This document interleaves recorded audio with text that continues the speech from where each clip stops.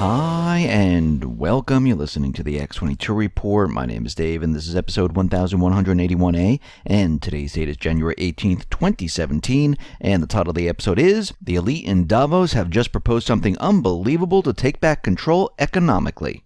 Let's get into the economic collapse financial news. Now, we are seeing more and more numbers come out about retail and how this holiday season has gone. And what we're seeing right now is that the numbers are not looking good. Now, of course, the U.S. government, the corporate media, they put out their numbers and they're trying to tell everyone that, oh, the holiday season was fantastic. Retail sales are up by 0.4%. But we need to remember how they calculate all this.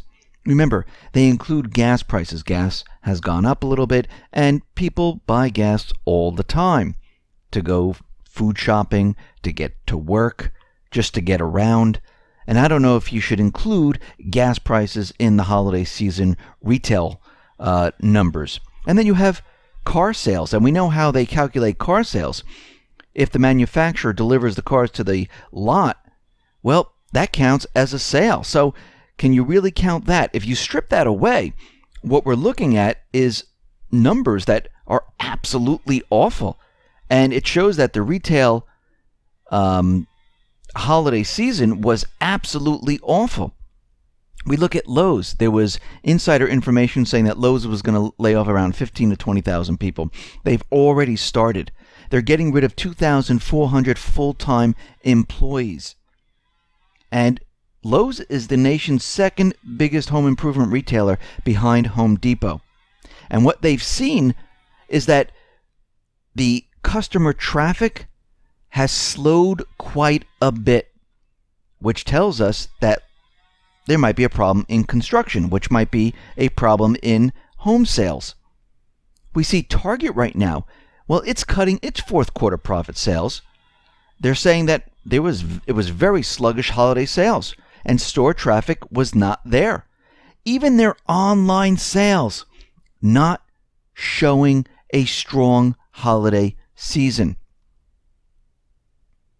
And the holiday season was very disappointing for Target.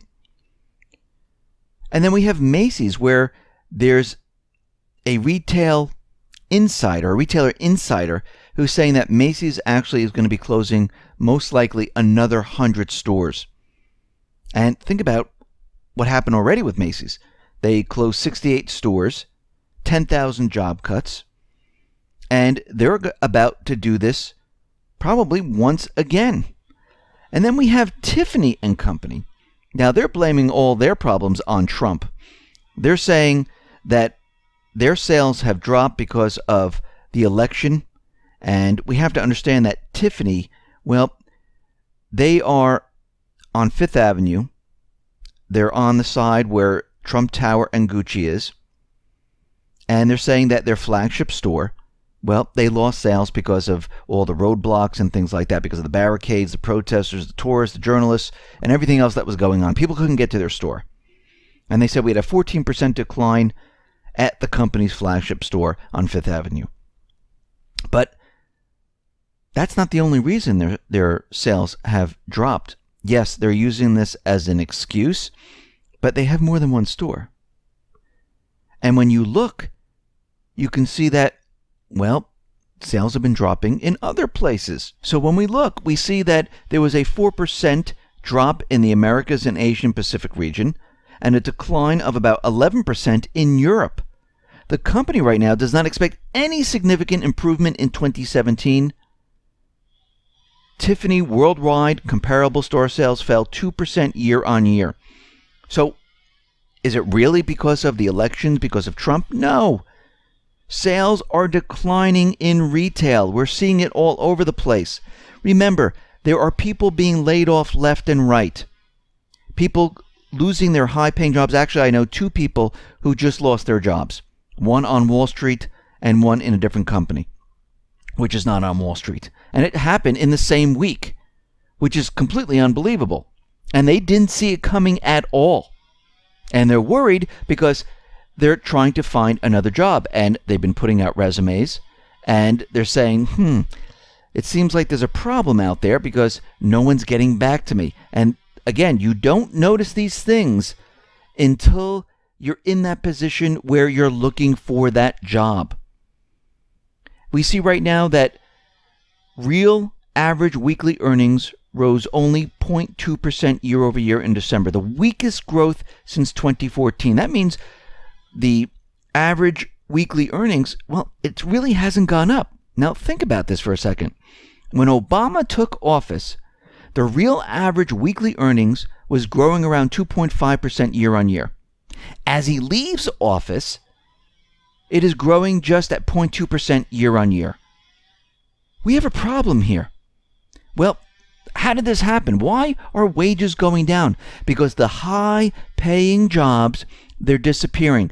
People are taking lower-paying jobs, which is part-time retail, food service type of jobs, or people can't find jobs at all. And when you average it all out, people are making less. Actually, in the high-paying jobs, when someone is trying to move from company to company, they're starting to realize that, hey, wait a minute, you're going to pay me less for the job that I'm working at right now? This is what's happening throughout the country right now. And people are starting to wake up to this. We see home builder confidence came back to earth in January after surging to an 11-year high on Donald Trump's presidential victory. Now, again, a lot of this stuff is just a flash in the pan here where all of a sudden something just skyrockets and then things level off once again. And we see already that home builders' confidence, well, it's going back to normal. And of course, what we're seeing all over the place is things are actually going back to normal because now reality sets in and says, okay, nothing's really changed in the economy. Everything's exactly the same. Stores are closing left and right. People are being laid off. And we still have this debt. People aren't buying houses. We still have the same problems. Nothing has changed. Now, a U.S. appeals court on Wednesday revived a lawsuit by the Federal Deposit Insurance Corporation against 5 banks, including Credit Suisse, stemming from the sales of the mortgage-backed securities ahead of the 2008 financial crisis. The Second U.S. Circuit Court of Appeals in New York ruled that a lower court judge, well, they might have erred in dismissing the FDIC lawsuit. And the lawsuit also names HSBC, Royal Bank of Scotland Group, UBS, Deutsche Bank, and the ruling back in March of 2015 was made by U.S. District Judge Laura Taylor Swain in Manhattan, who said the FDIC had waited too long to sue the bank. And the appeals court said, well, no, they didn't wait too long. And they reinstated the lawsuit, and these banks are now being sued. We'll have to see what comes out of these lawsuits, but once again, we can see that at least something is being done. Is it going to change anything? Absolutely not. We see U.S. manufacturing output stagnated for 14th month in a row in December, and it rose a mere 0.2%. Now, the corporate media is out there saying that manufacturing is back, industrial production is back, and yes, industrial production, well, it moved up a little bit for the first time since August of 2015. But we need to put all this in perspective. When we look at manufacturing and industrial production, well, they've been in the negative range, zero range, for quite a while. During the height of our economic boom prior to 2008, well, manufacturing, that was around 5%. In 2010, we were anywhere between 5 and 8%. And then it dropped off, and here we are now, and they're telling us it's the best thing ever since it moved up to 0.2%, and industrial production moved up a little bit. Well, that's not a recovery. That means that we're hovering around zero, coming off negative numbers. And this is not reality. Actually, if we look at the manufacturing output, it is declining. When we look at the soft survey, well, again, it's a survey that's increasing. So what do you believe? The hard data or the survey that the government likes to push out there? Well, I'm going to go with the hard data because what we're seeing right now is manufacturing Well, it's not doing well whatsoever. We see Econmatters. They are out there saying that the financial system is about to crash. And they took matters into their own hands, and they downgraded the entire global credit rating to junk status, since none of the rating agencies are doing their job right now. And we know going back to 2007, going back to 2008, Standard & Poor's, Moody's, well, they get paid from these companies to keep the ratings up. And we know that they lied about these subprime securities. They were not AAA, but they kept them there. And Econmatters is saying that, well, the economy is really not doing as well as everyone is saying. They're saying, look at how much each country, government, central bank, look what they had to do to keep everything running, doubling, quintupling, and in China's case, increasing their credit bubble by a factor of 30 times the pre-financial crisis levels. The identifying markers of the coming debt Armageddon and global financial market crash are starting to surface, and nobody is paying attention right now because markets are at all-time highs. Yes, this is a distraction. They want everyone looking at the stock market. They don't want anyone looking at what is really happening. They said the entire pension system, bond market, stock market, central bank balance sheet, and government debt system, well, it's on the verge of systematic default. And what we're seeing right now is that this Ponzi scheme that they put together, it's starting to fall apart. The entire global financial system is built on fraud, flawed and unrealistic assumptions that under no circumstances were rational, logical, or financially sound policies. The entire global financial system is broke, and really nobody is paying attention right now. But we are. We're looking at it. We're seeing what's happening. Trump is warning Canada and Mexico that he will begin NAFTA renegotiations. So after the inauguration, he is moving forward with renegotiating NAFTA.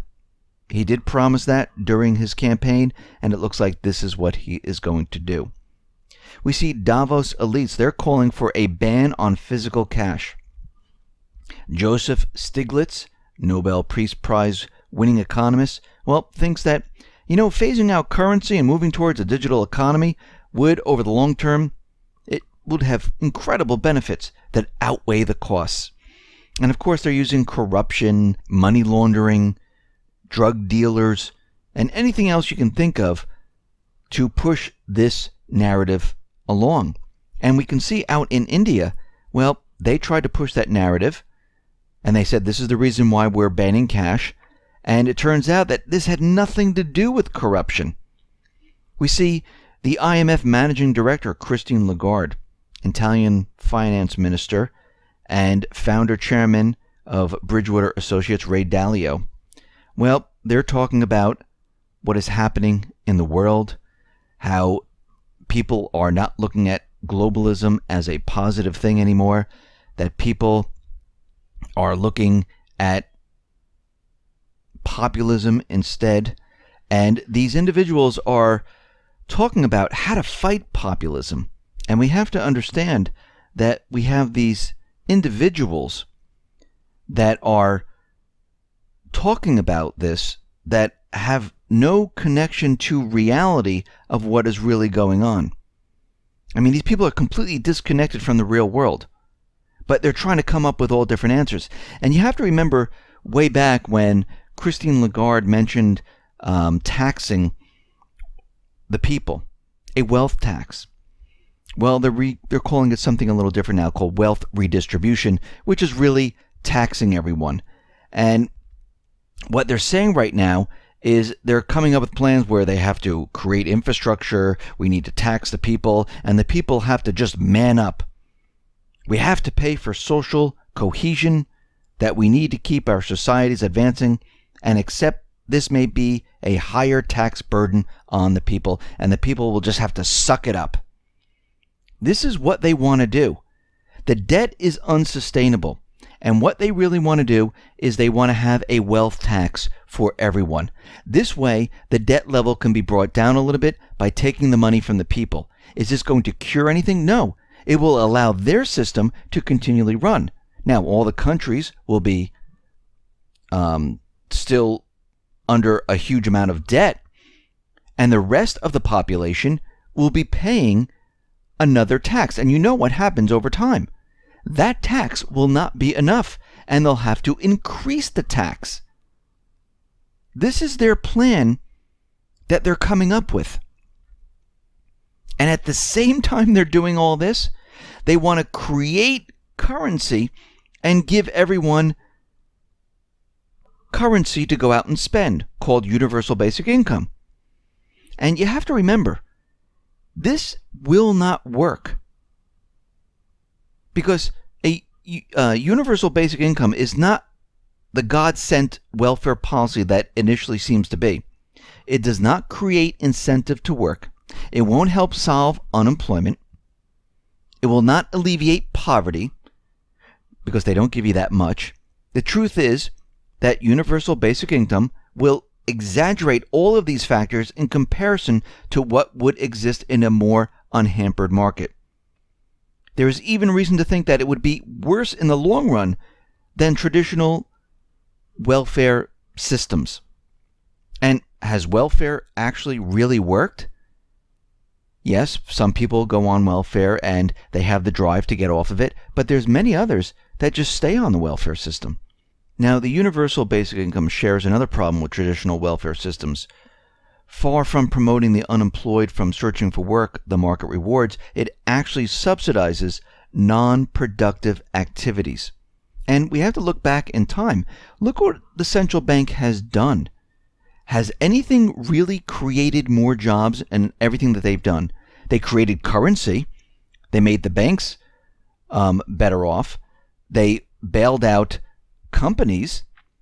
But what have they done for the everyday person? Nothing. Actually, more people have fallen off the workforce than ever before. The rest of the data is completely fictional. But Yellen is out there saying that the economy, well, it is recovered.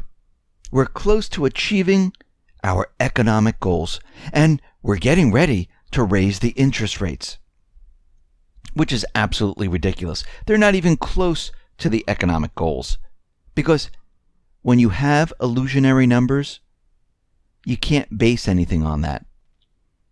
And I'm seeing already in the corporate media, they're out there telling everyone that, the economy is doing well, but the market, well, that might come down depending on Trump's policies. And, going into this latter half of 2017, things might go wrong because we were on a recovery model, and he's going to change course, which is going to be a problem. So the markets have a very good chance of coming down. They're already setting this up. We see China is out there, and they have admitted from 2011 to 2014, I'm sure it's past those dates, that they have been fabricating data. And of course, they're saying those in power, they wanted to keep their jobs, and that's why they fabricated all this data. And we know that a lot of countries fabricate data. We know that the U.S. has been fabricating the data. Actually, throughout the world right now, since everything is deteriorating, we see that many of the countries under the private Western central banks, they have been and continue to fabricate data because they need the world to believe that the economy is improving, when in fact the opposite is happening. And as this continually comes down, we're going to see the real economic data get worse and worse. Listen, everyone, thanks a lot for listening. Be well, be safe, and especially be prepared. Thanks a lot.